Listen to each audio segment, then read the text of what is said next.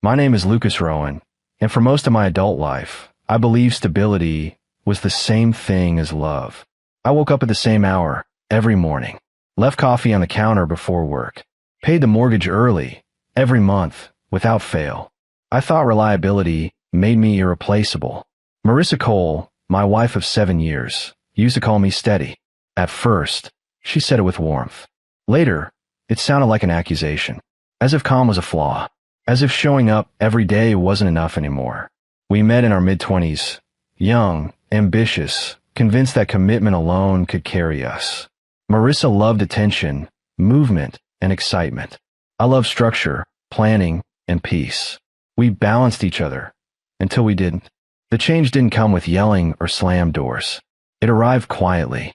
She stopped asking when I'd be home, stopped complaining about my long hours, stopped arguing altogether. At first, I welcomed the calm. No fights felt like progress. But calm turned into distance, and distance turned into absence. She'd come home later than usual, phone lighting up with messages she'd silence the moment I entered the room. If I asked, she smiled. Work stuff, she'd say. Don't overthink it. So I didn't. I told myself marriages went through phases. I told myself desire didn't always shout. Sometimes it whispered. Sometimes it slept. What I didn't know was that while I was protecting our routine, she was rewriting her future. The night everything finally cracked wasn't dramatic. No shouting. No tears. Marissa stood in the living room, arms folded, voice even. She said she felt trapped, that she needed more intensity, that she wanted to feel chosen again. I asked if there was someone else. She hesitated. That pause lasted less than a second, but it changed my life. Yes, she finally said, but it didn't start the way you think. That sentence hurt more than any confession. She explained it like a business proposal, how she met Brandon Kessler, how he listened, how he saw her, how it just happened. She framed it as growth, as honesty, as inevitability. I listened without interrupting. My chest felt tight, but my voice stayed calm. I asked when she wanted to move out. She blinked, surprised by how quickly I accepted it. I thought you'd fight, she said. That was the first time I realized she didn't know me at all. The divorce moved fast. Too fast. Papers signed. Assets divided. Friends quietly choosing sides. Marissa didn't look back. Not once. I rebuilt my life in silence. Gym in the mornings. Work. Evenings alone. No revenge fantasies. No public scenes. Just discipline. Then, months later, I heard she was engaged. And not just engaged. She was marrying the man she told me not to worry about. I didn't react. Didn't comment. Didn't ask questions. Until the message came. Early one morning, my phone buzzed with her name on the screen. Polite words wrapped in fake concern. A request for calm. For civility. For cooperation at her wedding. I stared at the screen for a long time. Then I locked the phone. Because I already knew something she didn't. Some stories don't stay buried. And the truth had been waiting patiently, just like me. I didn't go looking for revenge. That's the part people never believe. For weeks after Marissa's message, I went back to my routine like nothing had changed. Morning runs before sunrise. Protein shakes. Long hours at work. Quiet dinners eaten standing at the kitchen counter because sitting at the table alone still felt strange. Outwardly, I was fine. Inside, something old had woken up. Not anger. Not jealousy. Curiosity. I kept replaying the way she'd asked me to behave. Not apologized. Not explained. Just requested. As if the past were a shared inconvenience she wanted neatly boxed away before she walked into her next life. That's when I realized something uncomfortable. People who feel truly innocent don't ask for silence. They assume it. One night, after the gym, I sat in my car longer than usual, engine off, phone in my hand. I wasn't searching her name. I wasn't stalking social media. I told myself I was just killing time. That's when I remembered Evan Brooks. Evan had always been the social glue, the guy who knew everyone through someone else. He didn't gossip, but he noticed things. People talked around him without realizing it. I sent him a simple message. Random question. Did you ever meet Brandon before all this? He replied almost immediately. Yeah. What? That single word, why, was heavier than it should have been. I told him I was just curious. Evan didn't push. He never did. But a few minutes later, another message came through. You know he didn't leave his last relationship clean, right? I stared at the screen. I hadn't known. Or maybe I hadn't wanted to. Evan explained that Brandon had been seeing someone seriously, long-term, intense, right up until things overlapped. No public drama. No screaming matches. Just a sudden switch.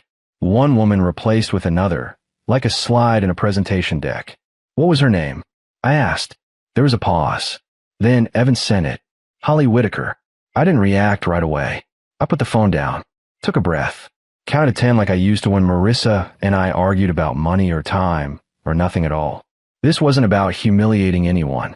This wasn't about destroying a wedding. This was about balance. People had treated my marriage like collateral damage, acceptable loss. They moved on quickly because the consequences didn't touch them, because no one had ever asked my side of the story. I wondered if Holly's side had ever been heard. The next few days passed slowly. I didn't rush. I learned patience the hard way after the divorce. I knew better than to act on impulse. When I finally looked her up, I didn't do it with excitement. I did it carefully. Holly wasn't hard to find. No dramatic posts. No bitterness splashed across captions. Just photos of hikes, books, quiet dinners with friends. A life that looked like it had been interrupted, but not destroyed. That mattered to me. I didn't send a message right away. I waited another day, then another, because timing is everything. When I finally typed, my hand was steady. I didn't mention Marissa. I didn't mention the wedding. I introduced myself, told her who I was, told her I was once married to the woman Brandon was now engaged to. I expected anger, accusation, silence.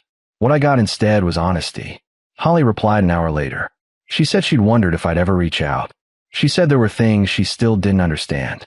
She said she'd been made to feel like a phase, something temporary Brandon outgrew. That word hit me harder than I expected. Phase. That's how Marissa had described our marriage at the end.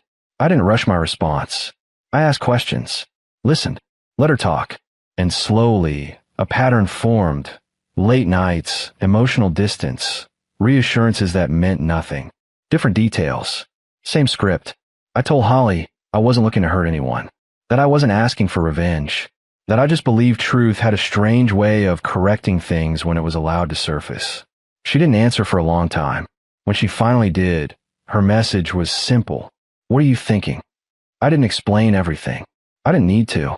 I asked her if she ever felt like her story had been rewritten without her consent, like she'd been edited out so someone else could look better. Her reply came fast this time. Every day. That's when I knew.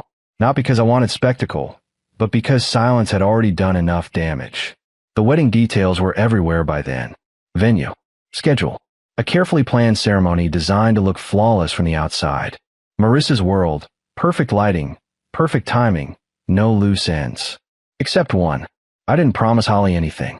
I gave her a choice. I told her she didn't owe me, or anyone else, courage. That she could walk away and I'd understand. That healing didn't require confrontation. She surprised me. She said she was tired of swallowing truth so other people could feel comfortable. Tired of being painted as the past when she'd been present until the very end. I don't want revenge, she said. I just don't want to disappear.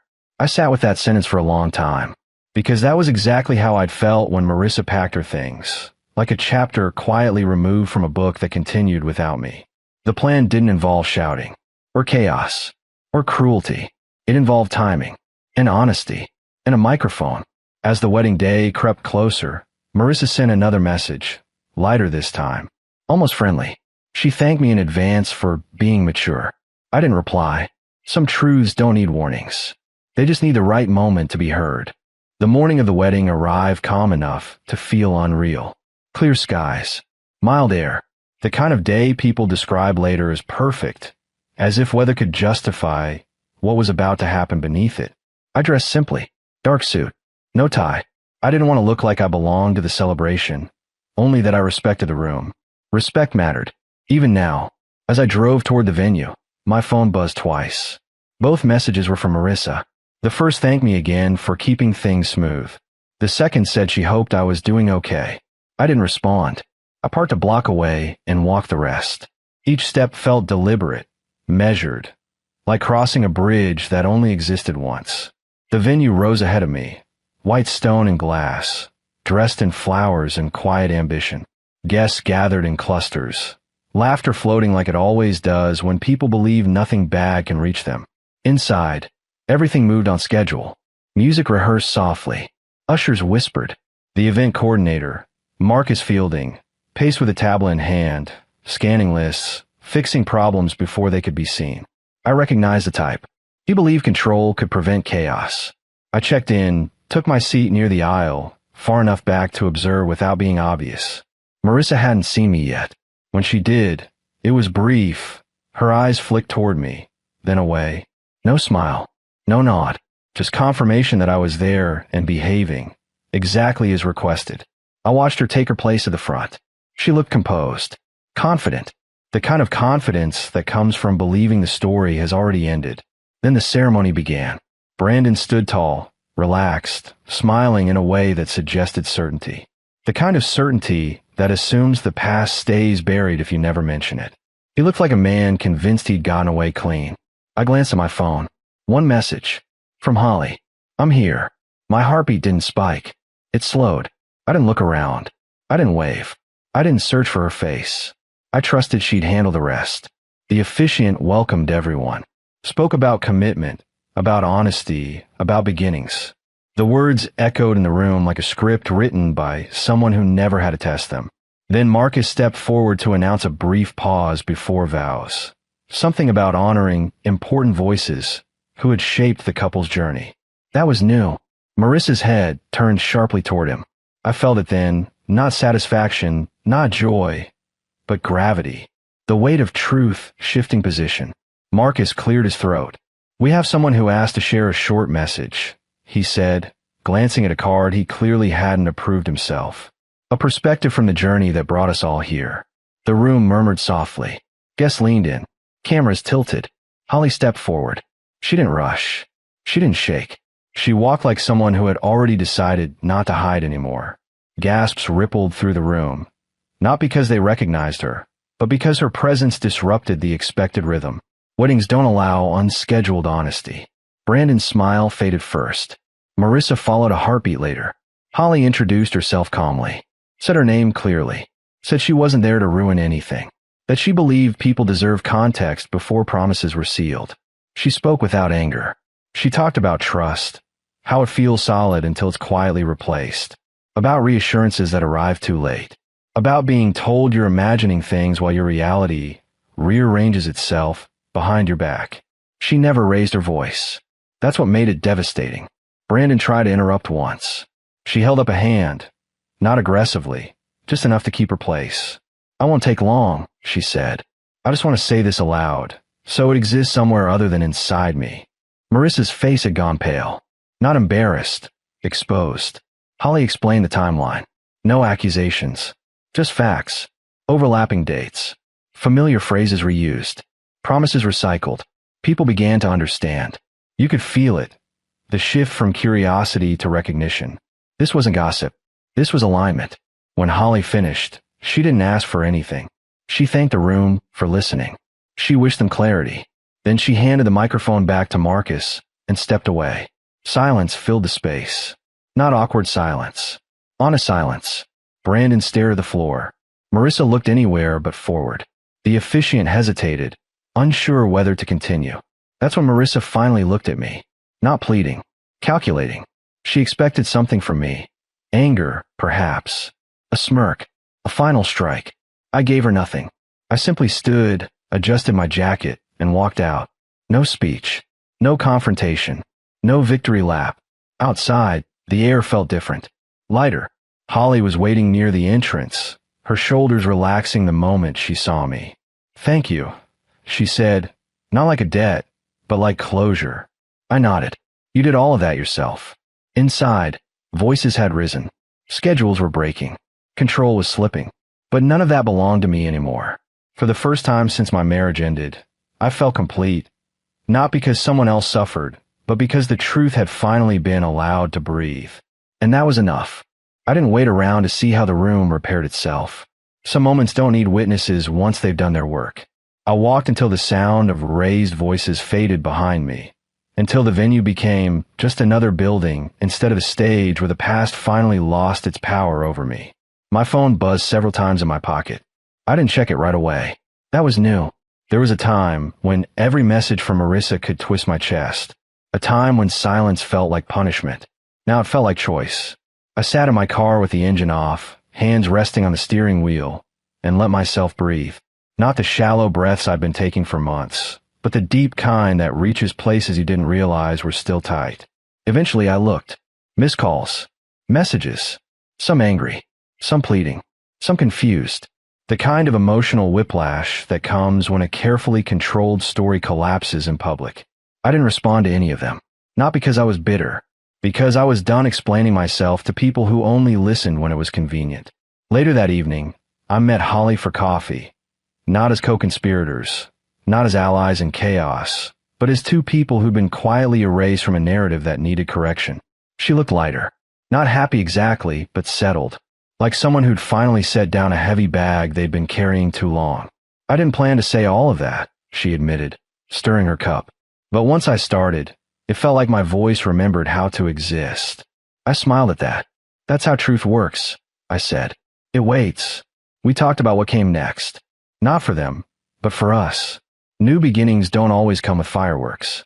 Sometimes they arrive as permission to move forward without dragging old weight behind you. I drove home under a sky that felt impossibly wide. The house was quiet when I walked in. No tension. No reminders of who used to sit where. I cooked dinner slowly, deliberately, like someone reclaiming a ritual instead of escaping it. That night, I slept without waking once. The aftermath arrived in pieces over the following days. Friends reached out. Some apologized for choosing silence earlier. Others admitted they'd suspected things, but hadn't wanted to interfere. I listened, forgave where it felt honest, let go where it didn't. Marissa sent one final message. Not angry, not defensive, just tired. She said she wished things had gone differently, that she hadn't meant for anyone to get hurt, that she didn't know how things unraveled so quickly. I read it carefully, then I archived it. Closure doesn't always require a reply. Weeks passed. Life resumed its shape, but this time it fit. I changed my routine not because I needed distraction, but because I wanted evolution. Took a trip I'd been postponing for years. Reconnected with people I'd slowly drifted from, trying to keep a marriage afloat by myself. I learned something important during that time. Revenge doesn't always look like punishment. Sometimes it looks like freedom. What happened at that wedding didn't define me. It clarified me. It stripped away the false belief that being quiet means being weak, that dignity requires silence, or that healing means pretending nothing happened. It doesn't. Healing means standing still long enough to let the truth catch up to you. I don't know what became of Marissa and Brandon. I don't check. Their chapter ended the moment I stopped carrying it. As for Holly, she moved forward too. We stayed in touch, not out of shared pain, but mutual respect.